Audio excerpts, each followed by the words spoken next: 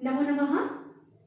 स्वागत है आप सभी का आज की हमारी संस्कृत की इस कक्षा में, जहां पर हम व्याकरण के एक बहुत ही महत्वपूर्ण पहलू के ऊपर बात करने जा रहे हैं। निश्चित ही आप लोगों ने पिछले कुछ कक्षाओं में नोटिस किया होगा कि हम लोगों ने वाक्य निर्माण के लिए ही कुछ 2-3 ऐसे टेबल्स जो हैं उनको लिखा है, उनको सीखने की कोशिश की है, लेकिन फिर भी समस्याएं अभी भी बरकरार हैं। वजह क्या है उसकी? मुझे जो समझ में आई वो ये थी कि कहीं से भी हम शुरू करें, ऐसा लगता है कि इसको बताने से पहले जरूरी था ये बताया जाना चाहिए था, ऐसा होता है। तो एक एक करके हमने जो चीजें सीखी हैं, अब एक कड़ी दर कड़ी उसके आगे एक और कड़ी हम जोड़ते हैं, तो आप हो सकता है फिर आप ये समझ पाए कि अच्छा ये इसके साथ कनेक्ट होगा, तो अब ये बात समझ में आएगी।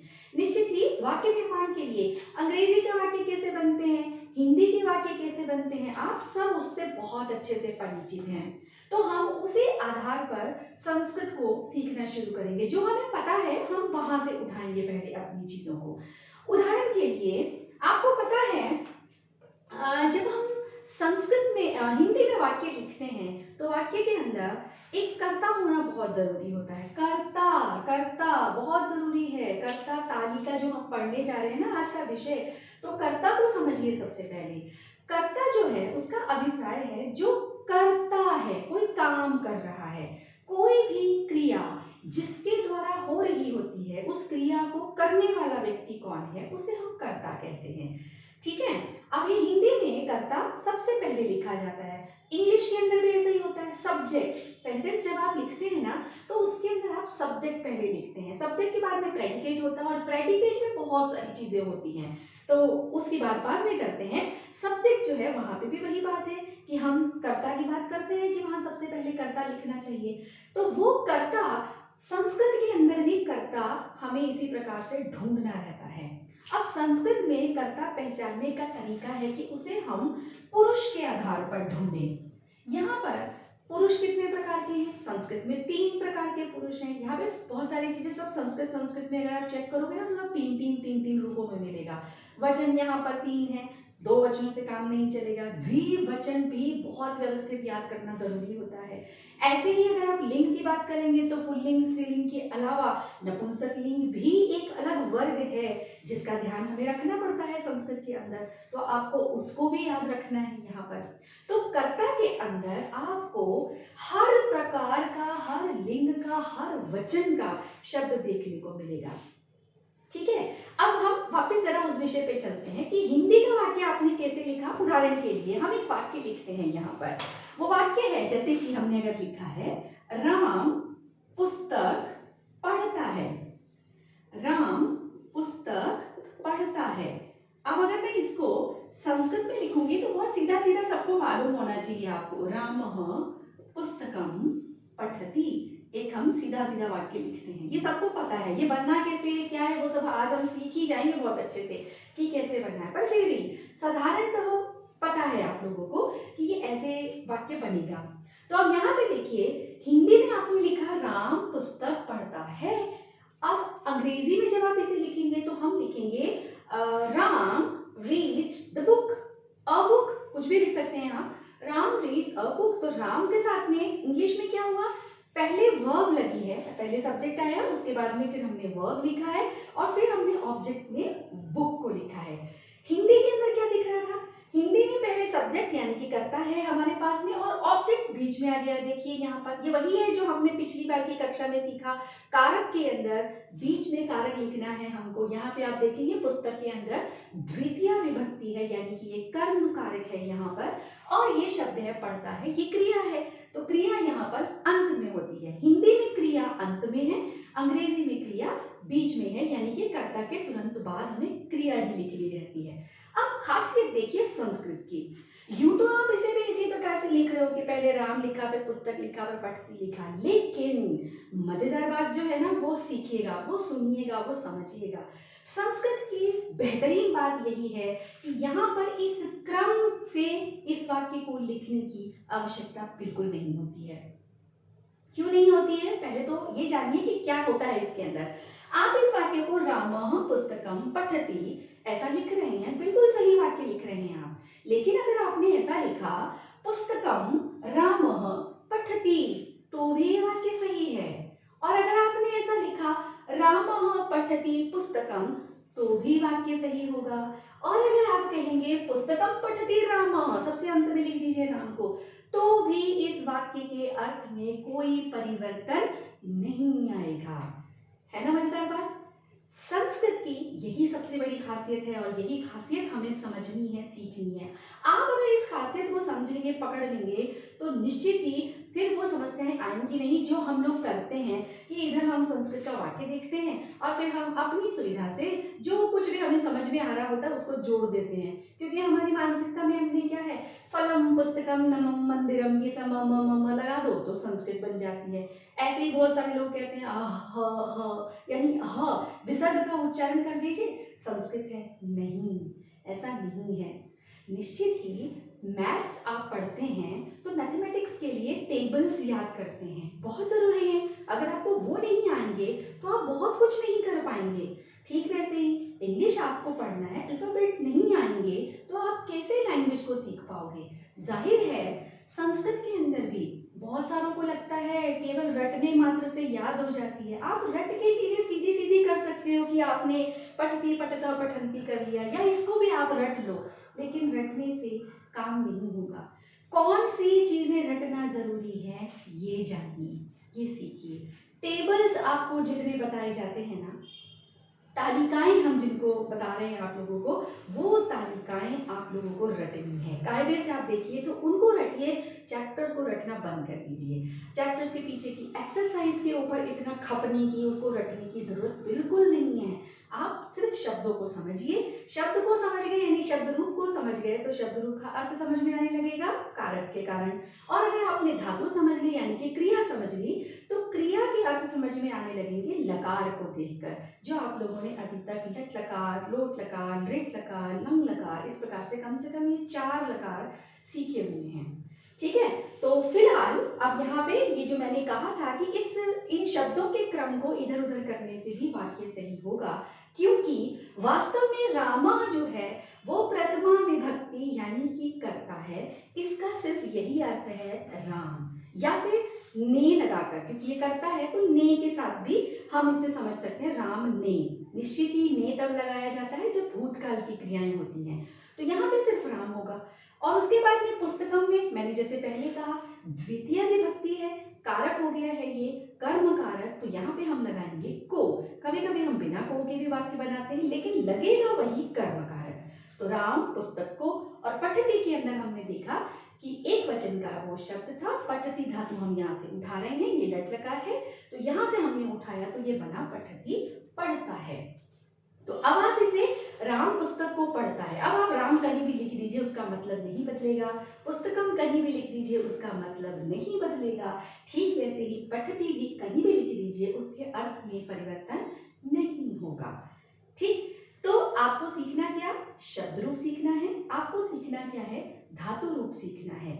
लेकिन शब्द रूप के लिए आपने कारक के चिन्हों के अर्थ को समझेंगे तो ही उसका मतलब है, ऐसे ही धातु रूप के अंदर भी उनके अर्थ को जानेंगे तो ही उसका मतलब है। और जाहिर है ये अर्थ आप कैसे जानेंगे, यदि ये जानेंगे कि ये सारे शब्द रूप और धातु रूप कर्ता के साथ कैसे जोड़े जाते हैं।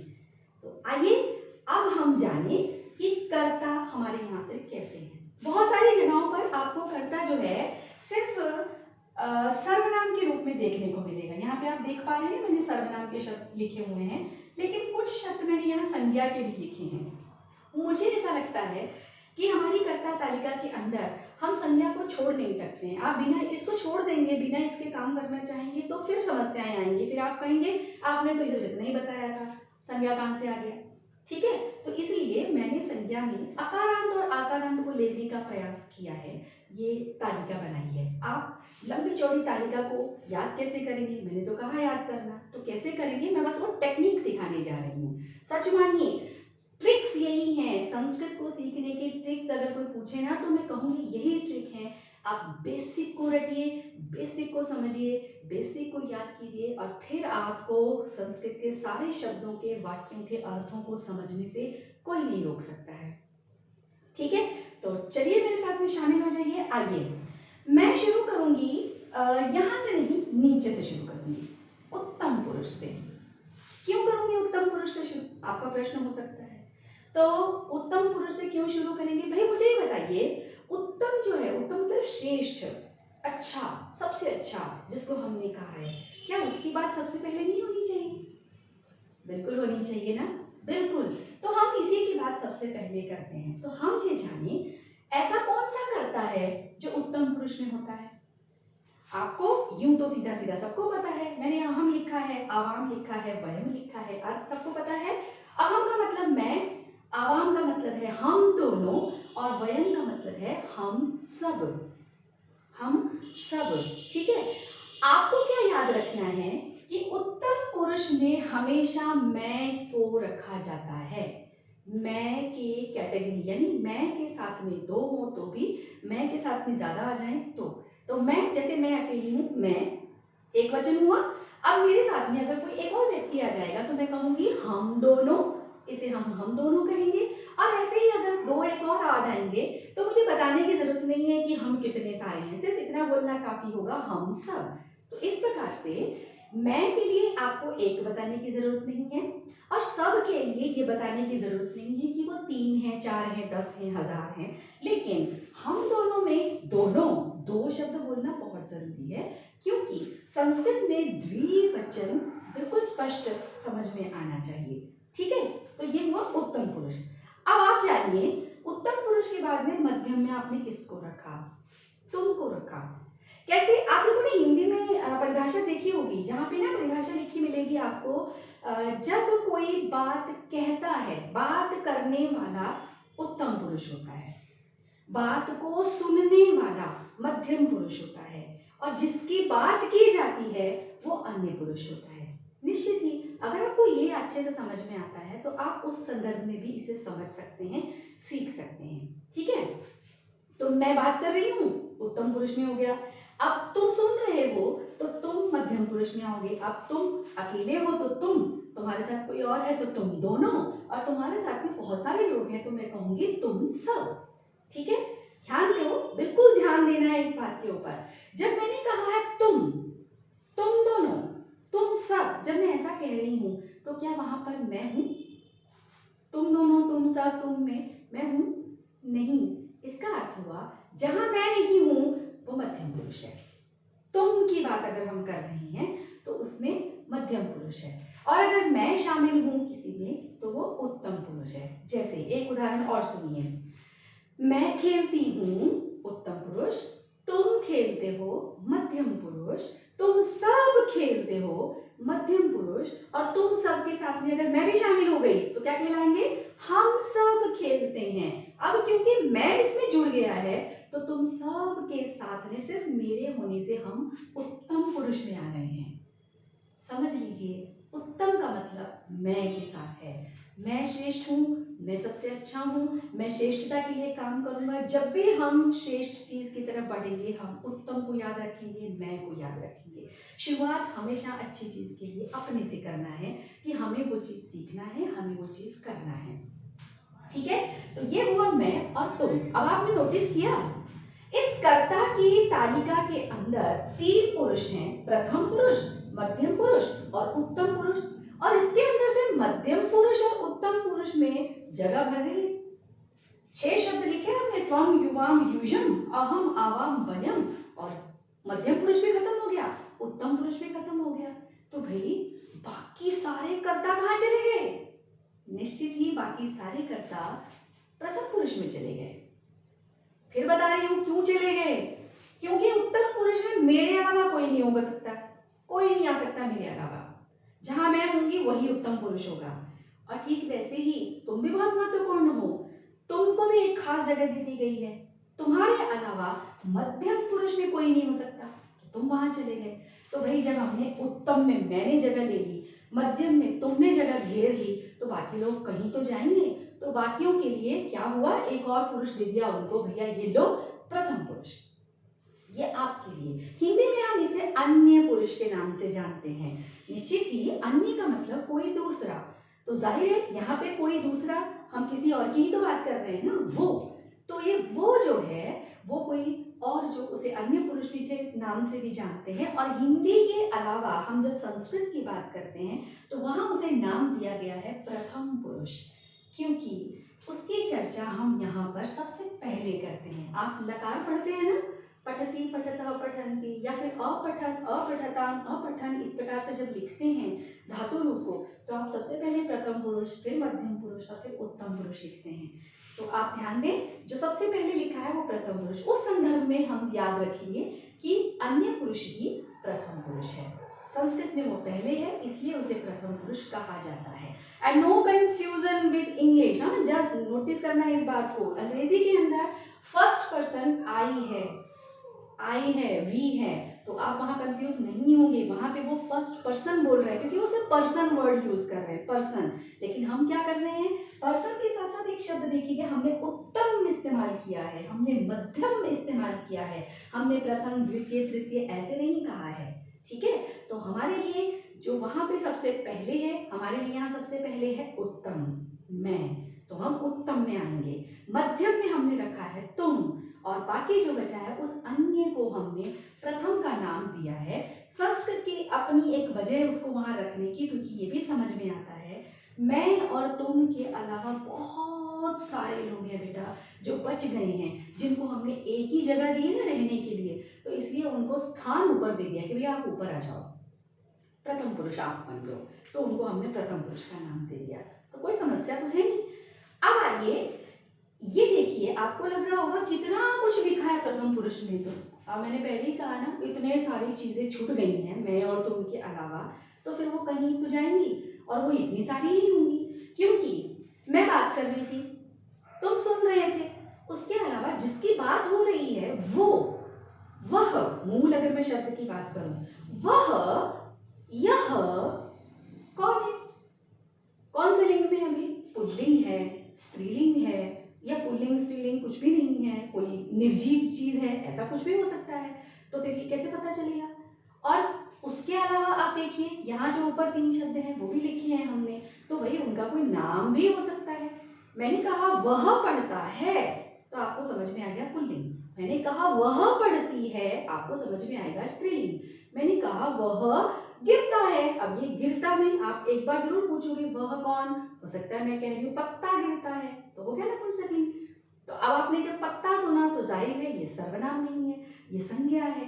तो इस प्रकार से संज्ञा के शब्द में भी आपको देखना पड़ेगा पुल्लिंग है, स्त्रीलिंग है, नपुंसकलिंग है। तो इसलिए हमने प्रथम पुरुष के अंदर चीजों को रखा संज्ञा, यहाँ पे देखेंगे, और इसके साथ साथ सर्वनाम। इस संदर्भ में हमने अलग अलग तरीके से उनको रखा है। मुश्किल नहीं है आपके लिए याद करना, क्योंकि ये बिल्कुल बेसिक है, यहाँ आपने ये चीजें सीखी थी। आइए संस्कृत के अंदर पहले हम सर्वनाम को देख लेते हैं।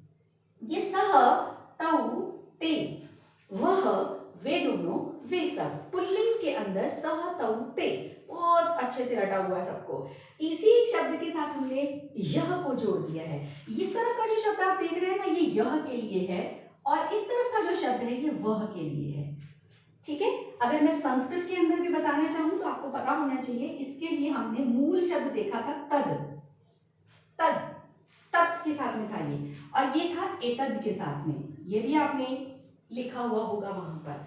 यहाँ पे देखेंगे आप, ये भी तद के लिए है, लेकिन ये स्त्रीलिंग के लिए है, सा, ते, तहा। और संस्कृत में जब आप एतद की बात करते हैं स्त्रीलिंग में तो कहेंगे ईशा, एते, एताहा। ये भी हमने पहले सीखा हुआ है कि आप कुछ मत करिए, जो आपने वह के लिए शब्द याद किए हैं उस वह के आगे ए जोड़ दीजिए, वो यह के लिए शब्द बन जाएंगे। आसान है, तो आसानी से आराम से आप लिख सकते हो, सह, तऊ, ते, सा, ते, ताहा, तत्, ते, तानी। हो गए तीनों लिंग, और आप इसके आगे ए लगा दीजिए, तो आपने यह का शब्द भी सीख जाएंगे, उसी के साथ में वो भी जुड़ गया, तो ये बन गया एशः, एतौ, एते, और यहाँ बनेगा एशा, एते, एताहा, यहाँ बनेगा एतत्, एते, एतानि। सर्वनाम के शब्द याद हो गए। अब आपको सर्वनाम के साथ साथ ये सीधा सीधा समझ में आता है, असल में तो हमने इससे ये बनाया है, देखो आप, बालकः से हमने सह बनाया है, ये अकारांत पुल्लिंग है, बालकः, बालकौ, बालकाः। अर्थ बिल्कुल स्पष्ट है, बालक दो बालक, बालक। मैं फिर बोल रही हूँ, बताने की जरूरत नहीं है कि ये दो से ज्यादा हैं और ये एक ही है। जब हम पूरा वाक्य लिखते हैं तो हम उसके अंदर अगर ये शब्द लिख रहे हैं तो इसका मतलब ये एक ही बालक है, और अगर हम ये शब्द लिख रहे हैं तो इसका मतलब बहुत सारे बालक हैं। अपने आप स्पष्ट होता है कि इसका मतलब क्या है। तो शब्द रूप से शब्दों के अर्थ अपने आप समझ में आते हैं। यहाँ देखिए स्त्रीलिंग में हमने लिखा है लता, लते, लताहा, और नपुंसक लिंग के अंदर हमने शब्द चलाया है अकारांत के अंदर ही फलम, फले, फलानी। बहुत सारी जगहों पर कई लोग बोलते हैं कि आप इसे पुल्लिंग में ही चलाइए, तो आपको वैसे तो पता होना चाहिए नपुंसक लिंग में भी बहुत सारे रूप जो आखिरी तक हैं नपुंसक लिंग में अलग से नहीं होते हैं, सिर्फ पहली और दूसरी विभक्ति में ही वो चलता है। फलम, फले, फलानी, वृक्षम, वृक्षे, वृक्षाणी, पत्रम, पत्रे, पत्राणी, गृहम, गृहे, गृहाणी। लेकिन जैसे ही आप तृतीय विभक्ति पे आएंगे वहां से वो सारे रूप बिल्कुल ऐसे चलते हैं जैसे बालक चलता है, अकारांत पुल्लिंग वैसे ही चलता है। तो समस्या नहीं आएगी और आप आराम से समझ सकते हो ना। देखिए कितना कुछ एक साथ में हमने तालिका में लिख दिया। मैं जो है वो उत्तम पुरुष है, यहाँ पे भी मैं लिख देती हूँ, आप सब साथ में लिख लीजिए। ये मैं लिखा है, मैं, और इसके लिए अगर मैं मूल शब्द की तरफ जाऊंगी तो मूल शब्द भी आप स्पष्ट समझ सकते हैं। ये है अस्मत्, इसका मूल, इससे हम पूरा शब्द रूप चलाते हैं। और ठीक ऐसे ही तुम को हम हिंदी में कहेंगे तुम, और इसका मूल शब्द अगर आप लिखेंगे तो वो होगा युष्मत्। ये इसका रूप है युष्मत्। ठीक है, तो अब आप देखिए वाक्य कैसे बनता है। हमने देखिए वाक्य जो हम यहाँ पे लिखा था ये तो हमने सीधा एक वचन का लिखा था। इससे पहले भी मैंने आप लोगों से जब वाक्य बनाने के लिए कहा था ना, तब आप लोग सब कंफ्यूज हो रहे थे कि बहुवचन में वाक्य बनाए, एक वचन में बनाए, द्विवचन में बनाए। मत कंफ्यूज होइए, बहुत आराम से एक एक एक एक पॉइंट को समझिए। कर्ता आपको हमेशा इसके अलावा कुछ नहीं मिलेगा। यही आपने अगर याद कर लिया ना तो सारे कर्ता इसके अंदर कवर हो जाएंगे, सब आपको यहीं से मिलेगा। निश्चित ही ये अकारांत है, एकारांत भी होता है, उकारांत भी होता है, उसके शब्द रूप होते हैं, पर फिर भी बहुत सारी जगहों पे, खास तौर पे अगर आप सर्वनाम की बात करोगे तो कहीं से इधर से उधर जाने की जरूरत नहीं है, सारे कुछ कवर हो गया इसके अंदर, हम इसके साथ वाक्य बना सकते हैं। अब आप देखिए जो गलतियां होती हैं उसको हम जरा थोड़ा सा टच कर लें और फिर उसके बाद वाक्य बनाते हैं। हमने वाक्य लिखा बच्चे पढ़ते हैं, तो आपने वाक्य अक्सर देखा होगा इस प्रकार से हम लिख देते हैं वाक्य, बालकाः पठन्ति। बिल्कुल सही है, वाक्य बिल्कुल सही है। लेकिन जैसे ही हम एक दूसरा वाक्य बनाते हैं, हम पढ़ते हैं, तब भी बहुत सारे लोग यही लिखेंगे, वयम पठन्ति, ऐसा ही लिखते हैं। आप भी यही करते हो ना, आप भी यही करते हो ना। और भी बहुत कुछ होता है, जैसे राम घर जाता है, तो राम, बहुत सारे लोग ये भी लिख सकते हैं, राम घर के लिए गृहम लिख दिया, तो हमने वो तो लिख ही दिया। जाता है में ऐसा भी लिख देते हैं बहुत सारे, ये चलो एक वचन हो गया, गच्छामि। असल में ये गलत है, ये गलत है, ये वाक्य सही है, नीचे के दोनों वाक्य गलत हैं। हम इस तालिका के आधार पर वाक्य कैसे बनाएंगे वही सीखने जाने वाले हैं, वही सीखने वाले हैं। अब ध्यान दीजिएगा, यहाँ पे देखिए, आपने देखा ये प्रथम पुरुष लिखा है हमने, यहाँ लिखा है मध्यम पुरुष, यहाँ लिखा है उत्तम पुरुष। तो ठीक वैसा ही जब आप लकार याद करते हैं, धातु रूप याद करते हैं, तब भी आपने नोटिस किया होगा ना, हम प्रथम पुरुष, मध्यम पुरुष, उत्तम पुरुष लिखते हैं। ये एक वचन है, ये द्विवचन है, ये बहुवचन है। असल में इसी के साथ इसको हमें प्लस करना रहता है, किसके साथ क्या आएगा ये याद रखना है, ये ध्यान देना है, तो आप वाक्य बना सकते हैं। अब आइए इसके हिसाब से वाक्य बनाते हैं और फिर समझते हैं कि क्या करना है। जैसे कि मैं पढ़ता हूं, अगर हमें ये लिखना है मैं पढ़ता हूं, तो मैं को संस्कृत में कहते हैं अहम। हम सबसे पहले अहम लिख लेंगे, उसके बाद में आपको लिखना है पढ़ता हूं। पढ़ता की संस्कृत है पठ, आपने पठ लिख लिया। अब पठ के साथ में आपको यहां से प्रत्यय लगाना है। प्रत्यय से मतलब हमसे यहाँ से उठाना है कि क्या शब्द लगाना चाहिए हमें, वो क्या होगा। तो ये देखिए, अहम जो है कौन सा पुरुष है, हमने अभी बात की थी, अभी सीखा था, ये उत्तम पुरुष है। तो अगर ये उत्तम पुरुष है तो पहले तो पुरुष चेक किया, कौन सा वचन है, ये एक वचन है। तो अब आप यहाँ पे आइए, उत्तम पुरुष कहाँ है, ये उत्तम पुरुष है। अब यहाँ पे एक वचन चेक कीजिए, ये एक वचन है, तो एक वचन यहाँ पे आया पठामी। निश्चित ही आपको यहाँ लिखना है पठामी, ये आपका वाक्य सही होगा। पठामी यानी कि जो आमी है, आप इसे और किसी शब्द के साथ नहीं जोड़ सकते हैं। अहम के अलावा किसी और कर्ता के साथ आप आमी क्रिया को नहीं जोड़ सकते हैं। अहम पठामी, अहम लिखामी, अहम पदामी, अहम हसामी, अहम पठामी, इस प्रकार से सारे शब्द बनेंगे, वाक्य बनेंगे आपके जो सही होंगे। ठीक है, हर किसी के साथ में, अहम के साथ में आपको पठती नहीं लिखना है। पठती किसके साथ लिखना है, ध्यान दीजिए, पठती आपको प्रथम पुरुष के साथ लिखना है। प्रथम पुरुष के अंदर अगर बालक है, लता है, फल है, स है, एषा, इनमें से कुछ भी हो सकता है, कोई सा भी ऐसा शब्द जो कोई भी क्रिया करे तो उसके साथ आपको ती लिखना है। ठीक, एक उदाहरण और देखिए। अब आपने जो पिछला वाक्य किया था, जब हमने कहा था वयम, अगर हमको लिखना है वयम जाते हैं, हम जाते हैं, तो हम, ध्यान से देखिए, हम आएगा कहाँ, ये तो अकेला है मैं, यहाँ देखेंगे ये है हम दोनों, हमने तो कहा हम, तो इसका मतलब मैंने दो तो नहीं कहा है, तो आप निश्चित ही यहाँ जाएंगे। वयम, वयम का मतलब है हम सब। अब हम सब जो है उत्तम पुरुष का बहुवचन है, तो आपको उत्तम पुरुष के बहुवचन की क्रिया ढूंढना है यहाँ पर, और वो दिख रही है पठामः। तो आप जाने के लिए क्या लिखेंगे, गच्छ। तो पूरा शब्द आप बना देंगे धातु जोड़ने के बाद, गच्छामः, ये बनेगा आपका वाक्य, वयम गच्छामः। इस प्रकार से आपका वाक्य सही होगा। एक उदाहरण और करते हैं, चलिए। पत्ते गिरते हैं, अगर हमें ये वाक्य लिखना है, पत्ते गिरते हैं, तो सबसे पहले तो ये ढूंढिए पत्ते को संस्कृत में क्या कहते हैं। संस्कृत का शब्द होगा पर्ण, आपने याद किया हुआ है पर्ण, है ना। और इसके अलावा उसको बोलते हैं पत्र, तो पत्रम पत्रे पत्राणी भी लिख सकते हैं, और पर्णम पर्णे पर्णानी भी लिख सकते हैं। तो हम पत्र शब्द से लिख लेते हैं पत्र। अब पत्ते एक वचन है, द्विवचन है, बहुवचन है, बहुवचन है, तो हमने सबसे पहला शब्द लिखा पत्राणी, ये हुआ पत्ते, बहुवचन में आया पत्ते, ये हमारा कर्ता आ गया। कहाँ से आया ये कर्ता, आपने नोटिस किया, ये यहाँ से आया, नपुंसकलिंग है, एक वचन नहीं है, द्विवचन नहीं है, बहुवचन है। फलों का बहुवचन है फलानी, हमने पत्र का लिखा पत्राणी। अब गिरते हैं, गिरने की संस्कृत हमने लिखी पत, और अब हमको जोड़ना है इसके पीछे क्या आएगा। मैंने निश्चित ही, मैंने फटाफट लिखने जा रही थी, पर आपको बताना भी तो है क्या आएगा।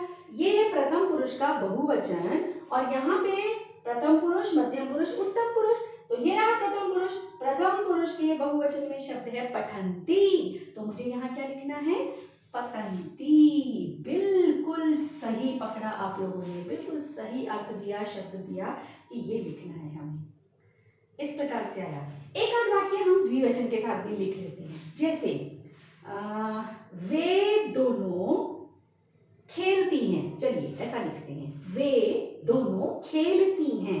बहुत सारी चीजें करी मैंने, एक तो मैंने द्विवचन बोला, दूसरा मैंने लड़कियों के बारे में बोला, ठीक है, और तीसरा मैंने धातु तो बदल ही दी है वहां पर। अब सबसे पहले हमारा काम है वे दोनों, कौन से पुरुष में होगा, कौन से पुरुष में होगा भाई, यस, प्रथम पुरुष में होगा। वे दोनों, मैं तो नहीं हूं ना, तुम भी नहीं हो, तो वे दोनों प्रथम पुरुष में आएगा। अब प्रथम पुरुष में एक वचन, द्विवचन, बहुवचन किस में आएगा, दोनों, द्विवचन में आएगा, या आया द्विवचन। अब द्विवचन में चेक करिए, वे दोनों जब मैंने कहा तो संज्ञा तो हम कह ही नहीं रहे, तो संज्ञा छोड़ दीजिए। अब आइए सर्वनाम में, सर्वनाम में वे दोनों कौन से लिंग में है, ये है हमारा पुल्लिंग, ये है स्त्रीलिंग, और ये नपुंसकलिंग, तो यहाँ पे स्त्रीलिंग में जाएंगे। अब स्त्रीलिंग के अंदर भी आप चेक कर लो, मैंने वे कहा है कि ये कहा है, वे कहा है, यानी आपको इस शब्द को उठाना है, ये आएगा ते, ते का मतलब वे दोनों, लड़कियों के लिए ध्यान दीजिए, ते वे दोनों। आपने जैसे ही लिखा ते वे दोनों, है ना, अब इसके साथ में आपको लिखना है खेलती हैं, खेलना की धातु आप लिख सकते हैं, क्रीड धातु भी चला सकते हैं, खेल धातु भी चला सकते हैं, तो हम आसान वाली चला लेते हैं, खेल चला लीजिए, तो खेल चलाइए। अब खेल के साथ मुझे पीछे क्या लिखना है, कहाँ से चलाएंगे? फटाफट आइए, यहाँ पर लकार में हमने वर्तमान काल को लिखा है ना, यहाँ पे लट लकार को, तो यहाँ मुझे ये दिखा प्रथम पुरुष। प्रथम पुरुष का कौन सा वचन था?